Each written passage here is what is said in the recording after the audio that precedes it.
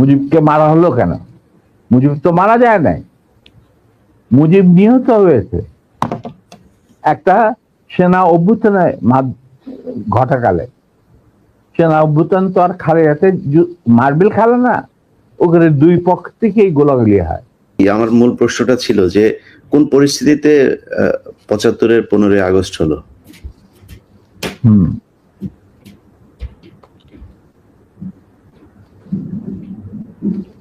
খুবই স্পর্শকাতর প্রশ্ন ইলিয়াস। নিজের বাদ্য নিজে বাজানো অনেক সময় ঠিক হয় না, কিন্তু তুমি যখন প্রশ্ন করেই বসলে স্যার, এই আমার ইউটিউব চ্যানেলে আমি আজকে প্রায় 5 বছর হলো ভিডিও লাইভ করি, প্যাকেজ দেই। সোফার আই রিমেম্বার আমার সবচেয়ে বেশি একসাথে ভিউয়ার ছিল সম্ভবত 20 বা 25,000। আমি মাত্র খেয়াল করলাম এই মুহূর্তে 1,70,000 মানুষ এট এ টাইমে ওয়াচিং আওয়ার ভিডিওস। এটা তো তোমার, the credit goes to you. No, credit goes to you, man. Goes to you. Well, I'm just well, যাকে হয় আল্লাহর ইচ্ছায় হয়। আমি একজন আমি এই জন্যই বললাম যে আপনার নিজের ঢোল আপনি যেটা মানে বাজানোর কথা বলছেন, আপনি তো বাজান নাই, 50 বছর চুপ ছিলেন। যেই স্বাধীনতা আপনারা এনে দিয়ে গিয়েছেন, সেই স্বাধীনতা না আসলে তো আজকের শেখ হাসিনা যে অবস্থায় দেশকে নিয়ে গিয়েছিল, সেই 75-এর পরে আরো হয়তো 2-1 বছর লাগতো শেখ মুজিবের সেখানে নিয়ে যেতে। তো আমাদেরকে এই যে উদ্ধার করে দিয়ে গিয়েছেন, এই কৃতজ্ঞতা বোধটা বাঙালি জাতির নেই, যে কারণে আজকে মেজর শরীফুল হক ডালিম বাংলাদেশের মাটিতে নেই।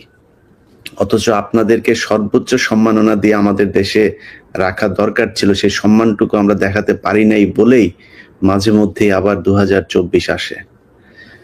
তো আপনি ওইটা নিয়ে আমার মনে হয় দেরি তো অবশ্যই হয়েছে, কিন্তু আমাদের জানা উচিত। এই জাতি প্রতিটা মানুষ জানতে চায় কি হয়েছিল 75-এর 15ই আগস্ট। প্রথম কথাটা হচ্ছে যে 15ই আগস্ট কিন্তু কোনো বিচ্ছিন্ন ঘটনা না। এটা সূত্রপাত হয় মুক্তিযুদ্ধ চলাকালীন অবস্থায়। আমরা বুঝতে পেরেছিলাম যে বাংলাদেশের মুক্তিযুদ্ধটা অ্যাকচুয়ালি কাদের ইন্টারেস্টে হচ্ছে। এটাকে আমাদের ইন্টারেস্টে হচ্ছে যে আমরা আমাদের যুদ্ধ করে স্বাধীন করব, নাকি এটার পেছনে অন্য কোনো উদ্দেশ্য কাজ করছে। যখন 7 দফাতে চুক্তি করে নজরুল ইসলাম আর তাজউদ্দিনকে পারমিশন দেওয়া হলো to establish provisional government in Calcutta, এই 7টা ক্লজ পড়ে সাইন করার পর, দস্তখত করার পরে নজরুল ইসলাম সাহেব ফিট হয়ে পড়ে গিয়েছিলেন যে এটা তো একদম একটা দাস খর, যে আমরা ক্রমান্বয়ে ভারতের একটা করদ রাজ্য, তারপরে একটা অঙ্গরাজ্য হিসেবে অঙ্গরাজ্যে পরিণত হবে বাংলাদেশ, হবু বাংলাদেশ। আর ওই joint declaration between Usmani and general Manekshaw joint command establish করার পর কথা ছিল যে general Usmani on behalf of Bangladesh government will invite General Manekshaw to come and be present as an auxiliary force commander, সহায়ক শক্তির commanding chief হিসাবে, in the surrender ceremony, but the instrument will be signed by the Mukti Fauj commander in chief, who was General Usmani, Colonel Usmani. কিন্তু সেটা হতে দেওয়া হলো না। 16ই ডিসেম্বরে যে সারেন্ডার সেরেমনিতে হলো রেস্ট করতে, সেখানে পরিষ্কার বাংলাদেশের জনগণ দেখতে পেল যে পাকিস্তান আর্মি সারেন্ডার করছে ভারতীয় সেনাবাহিনীর কাছে। এবং সেখানে সাইন করছেন আরোরা ভারতীয় বাহিনীর পক্ষে, আর ওদিকে নিয়াজি পাকিস্তানি আর্মির পক্ষে। সেখানে মুক্তিযোদ্ধারা কোথায়? আমরা পরে থাকলাম ঝাড়ুদার হিসাবে ইন্ডিয়ান আর্মির রাস্তা পরিষ্কার করে দেওয়ার কাজে, বনে বাজারে। আমাদের কি কোনো শহরগঞ্জে ঢোকার পারমিশন দিল না মুজিব সরকার, মানে তাজউদ্দিনের সরকার, আওয়ামী লীগ সরকার। সেই অবস্থায় কি প্রমাণিত, এটা এই ঘটনায় কি প্রমাণিত হলো? ইন্ডিয়া প্রমাণ করলো সারা বিশ্বে যে বাংলাদেশ জনগণ নিজেরা যুদ্ধ করে দেশ স্বাধীন করেনি। বাংলাদেশ নামক একটি রাষ্ট্র প্রিমেচুরলি জন্ম দেওয়া হয়েছে as an outcome of Indo-Pakistan war, যেখানে ইন্ডিয়া জিতেছে। এইটা হলো ইতিহাসের শুরু। তারপর মুজিবকে যখন ছাড়া হলো, সে তো কিছুই জানতো না যে দেশ স্বাধীনতে কোনো মুক্তি ফৌজ বলে কিছু ছিল, হাজার হাজার লোক দেশচ্যুত হয়েছে, প্রাণ হারিয়েছে, কি জানতো। সে তাকে যখন ছেড়ে দেওয়া হলো, তখন ইন্দিরা গান্ধী তাকে পাকিস্তানে ফোন করে বলল যে, ফোন করলো মুজিব, ফোন করে বলল যে আমি দেশে ফিরে যাচ্ছি। তখন ইন্দিরা গান্ধী যাওয়ার আগে আপনার সাথে দেখা করে আমি আপনাকে কৃতজ্ঞতা জানতে চাই।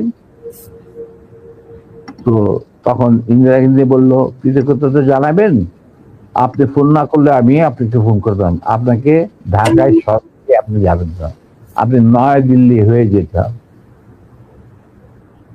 মুজিব সেটাই করলেন, তিনি চলে গেলেন নয়াদিল্লি, লন্ডন হয়ে। সেখানে কি হলো, যে 7 দফা চুক্তিতে সাইন করার পর প্রবাসী সরকার গঠন করেছিল তাজউদ্দিন আর নজরুল ইসলাম, সেই আওয়ামী লীগ বাংলাদেশে ক্ষমতা গ্রহণ করলো সারেন্ডারের পর। ওই 7 দফা ভিত্তিতে, এবং সেই 7 দফাতে মুজিব স্বাক্ষর দেওয়ার পর ফিরে গিয়ে তিনি ক্ষমতা নিজে হাতে নিয়ে নিলেন। তাজউদ্দিনকে বললো, তাজউদ্দিন তুমি প্রাইম মিনিস্টার থাকবে না, আমি হব প্রাইম মিনিস্টার। তারপর কি হলো, কোনো নির্বাচন নাই, কিছু নাই। ওই 70-এর নির্বাচনের সুবাদে তারা ইন্ডিয়ার 4 স্তম্ভ ডুপ্লিকেট বাংলাদেশে ইম্পোর্ট করে তার উপরে একটা সংগঠন বানানো, হুবহু এক। শুধু তাই না, রবীন্দ্রনাথ ঠাকুর, যাকে নিয়ে আমরা নাচানাচি করি এবং অনেকের মানে ভাসে যায়, আপ্লুত হয়ে যায় আবেগে, এই রবীন্দ্রনাথ ঠাকুর একজন ইন্ডিয়ান নাগরিক এবং ইন্ডিয়ার জাতীয় সঙ্গীতের রচয়িতা।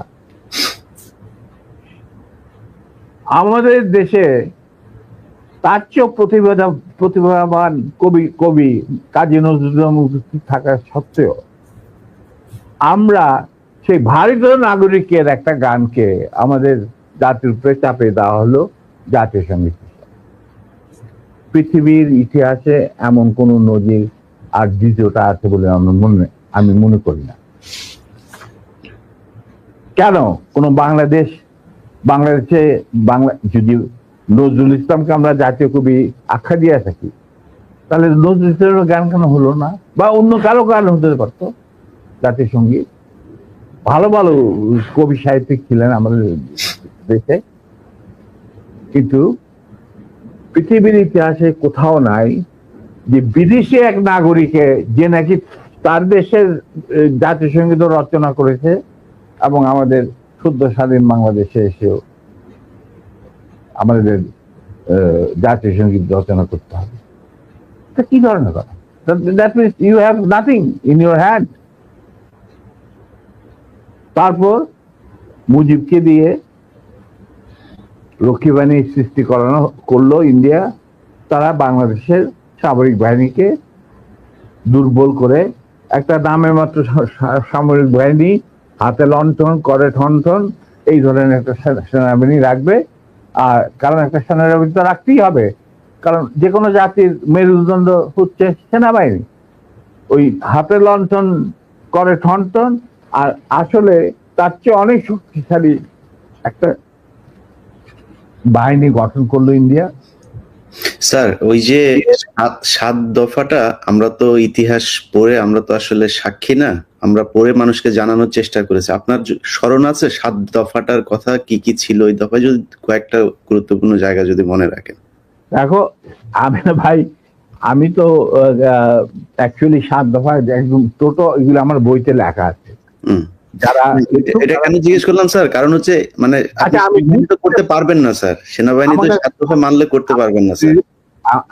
আমার পক্ষে হয়তো এখন রিকালেক্ট করা অফেন ডিফিকাল্ট, কারণ আমার মাথায় অনেক কিছু খেলা করে। জি স্যার। দু একটা জিনিস বলছি, যেমন ধরো মুজিব এবং তার সরকারকে প্রোটেকশন দেওয়ার জন্য ইন্ডিয়ান আর্মি অবস্থান করবে বাংলাদেশ। বাংলাদেশের কোনো শক্তিশালী সামরিক বাহিনী গঠিত হবে না। বাংলাদেশের কোনো স্বাধীন বৈদেশিক নীতি থাকবে না। বাংলাদেশের শাসন ব্যবস্থা, আমলাতন্ত্র, শিক্ষা ব্যবস্থা, স্বাস্থ্য ব্যবস্থা, শিল্প ব্যবস্থা, কৃষি ব্যবস্থা সবকিছুই চলবে ভারতীয় বিশেষজ্ঞদের ইচ্ছা মতো। তারা মুজিব বিরোধী কোনো মানুষকে বাঁচিয়ে রাখা হবে না। তার জন্য যত লোক মারা দরকার মারা হবে, যত লোককে লুলা ল্যাংড়া করা হবে, চক্ষু তুলে নেওয়া হবে, মেয়েদের ইজ্জত লুণ্ঠন করা হবে, কোনো সমস্যা নাই। এইভাবে প্রতিপক্ষের উপর ঝাঁপিয়ে পড়ায় 40,000-এরও বেশি লোক মারা গেছে, সেটা সবাই জানে, প্রত্যেক থেকে আসছে। তারপর তোমার আমরা একটা করদ রাজ্যে পরিণত হয়ে গেলাম। কিন্তু সমস্যা দেখা দিল যে বাংলাদেশের মাটিতে যদি যে ইন্ডিয়ান সোলজাররা অবস্থান নেয়, তাহলে বিদেশ থেকে কোনো দেশেই বাংলাদেশকে স্বীকৃতি দিতে রাজি না। কারণ পাকিস্তান ইতিমধ্যে সিকিউরিটি কাউন্সিল থেকে একটা আইন পাস করে নিল যে বাংলাদেশে কে নিয়ন্ত্রণ করতে ভারত, তাদের সেনাবাহিনীর মাধ্যমে, মুজিব সরকারের মাধ্যমে। অতএব এটা একটা ডিসপিউটেড টেরিটরি, এটা একটা স্বাধীন দেশ নয়। তাই আপনারা স্বাধীন কিভাবে রিকগনাইজ করবেন মুজিবের সরকারকে? এরপর এই অবস্থায় ইন্দিরা গান্ধী পড়ল মুসিবত, তো আজ মুজিব সরকার। তখন ইন্ডিয়ান সরকার ডিসাইড করলো যে ঠিক আছে, আমাদের সোলজার আমরা ফেরত নিয়ে আসবো, তার পরিবর্তে আমরা জাতীয় রক্ষী বাহিনী বানিয়ে, তাই করা হলো। তো যে কাজটা ইন্ডিয়ান আর্মি করছিল সেটা পরে জাতীয় রক্ষী বাহিনী করলো। আর কি ধরনের অত্যাচার, অবিচার, কি ধরনের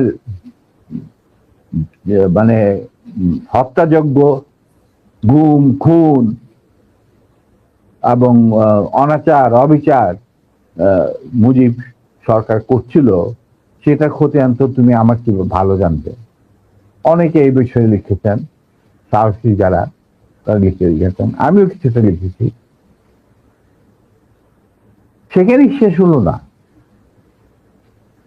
তারপর দেখা গেল যে সেই সুতিগার থেকে মুজিব কায়েম করলেন একদলীয় এক ন্যায়তত্ত্ব স্বৈরাচার শাসন বাকশাল, এবং নিজেকে তিনি আজীবন রাষ্ট্রপতি হিসেবে ঘোষণা দেবেন সিদ্ধান্ত না হলো।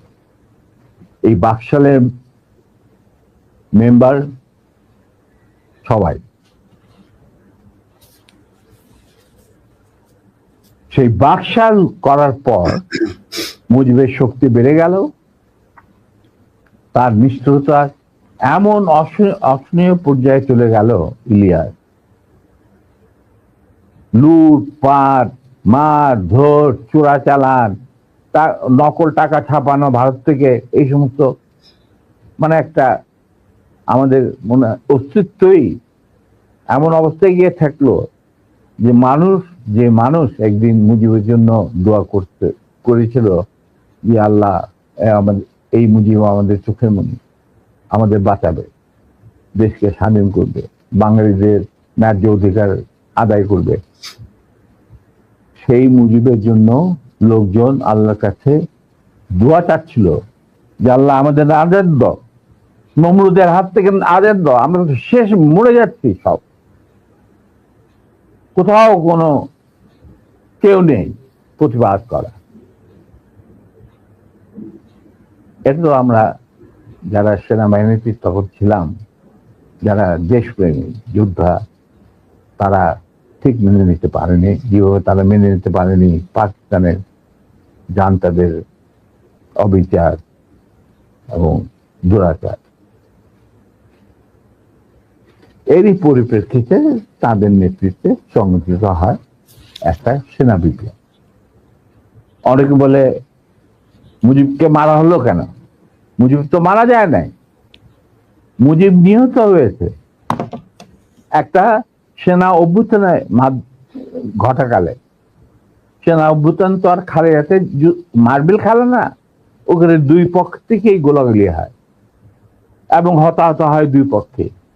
যেমন মুজিবের পক্ষের কিছু লোক মারা গেল, সেভাবে বিপ্লবীদের, সেনা অভ্যুত্থানকারী বিপ্লবীদের তরফ থেকে কিছু লোক প্রাণ হারায়।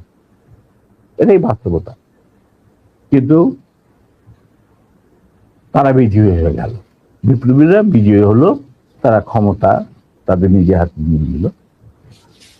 স্বতঃস্ফূর্ত ভাবে ইলিয়াস, ঘোষণাটা অবশ্য আমি দিয়েছিলাম, স্বতঃস্ফূর্ত ভাবে মুজিবের সেই